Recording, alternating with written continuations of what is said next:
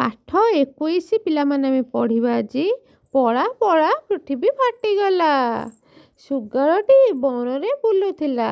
ବେଲ ଗଛ ଦେଇ ଗଲାବେଳେ ପଛରୁ ଜୋର ସେ ଶୁଭିଲା ଠୋ। ଶୁଗାଳ ଏକ ମୁହାଁ ହୋଇ ଦୌଡ଼ିଲା। ଶୁଗାଳ କ'ଣ କଲା? ଗୋଟେ ମୁହାଁ ହେଇକି ଦୌଡ଼ିଲା। ବାଟରେ ଠେକୁଆ ପଚାରିଲା, କ'ଣ ହେଲା? ବାଟରେ କିଏ ପଚାରିଲା? ଠେକୁଆ କହିଲା, କ'ଣ ହେଲା? ଶୁଗାଳଟି ବଣରେ ବୁଲୁଥିଲା।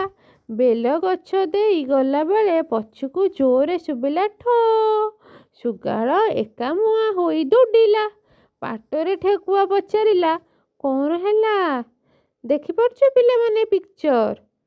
ଶୁଗାଳଟି କେମିତି ଦୌଡ଼ୁଛି? ବିଲୁଆ ବି ତା ପାଖରେ ଦୌଡ଼ୁଛି। ଏଠି ବେଲ ଗଛରୁ ବେଲ ପଡ଼ିକି ଠୋ କିନି ପଳା ପଳା ପୃଥିବୀ ଫାଟିଗଲା।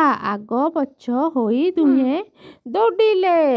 ପଳା ପଳା ପୃଥିବୀ ଫାଟିଗଲା।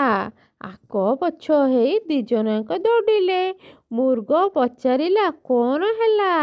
ପଳା ପଳା ପୃଥିବୀ ଫାଟିଗଲା। ବାଟରେ ଯିଏ ଯାହାକୁ ଦେଖିଲା କହିଲା, ପଳା ପଳା ପୃଥିବୀ ଫାଟିଗଲା। ବୁଝିପାରିଲେ ପିଲାମାନେ? ତାପରେ କ'ଣ ହେଲା? ବଣରୁ ସବୁ ଜୀବ ଦୌଡ଼ୁଥିବାର ଦେଖିଲା କିଏ? ସିଂହ ରାଜା। ବଣର ରାଜା ପିଲାମାନେ କିଏ ଜାଣିଛ? ସିଂହ। ବଣର ରାଜା ସିଂହ। ବୁଝିଲ ପିଲାମାନେ?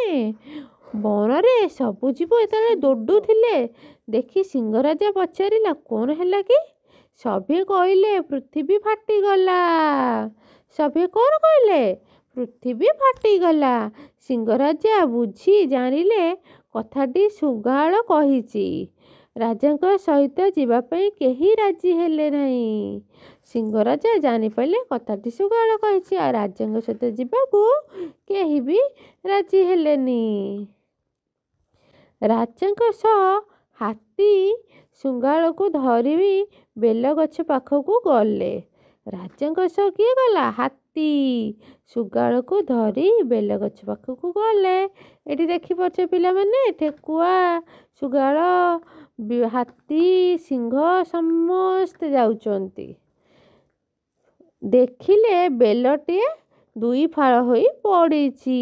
କ'ଣ ଦେଖିଲେ? ବେଲ ଗଛରୁ ବେଲ ଫାଟିକି ତଳେ ପଡ଼ିଛି। ପିଲାମାନେ, ତମକୁ ଯଦି ଗପଟି ଭଲ ଲାଗିଛି ଚ୍ୟାନେଲକୁ ସବସ୍କ୍ରାଇବ୍ କରିଦେବ, ଭିଡ଼ିଓକୁ ଲାଇକ୍ କରିଦେବ। ଆଗକୁ ଆହୁରି ବଢ଼ିଆ ବଢ଼ିଆ ଭିଡ଼ିଓ ଆସିବ ପିଲାମାନେ।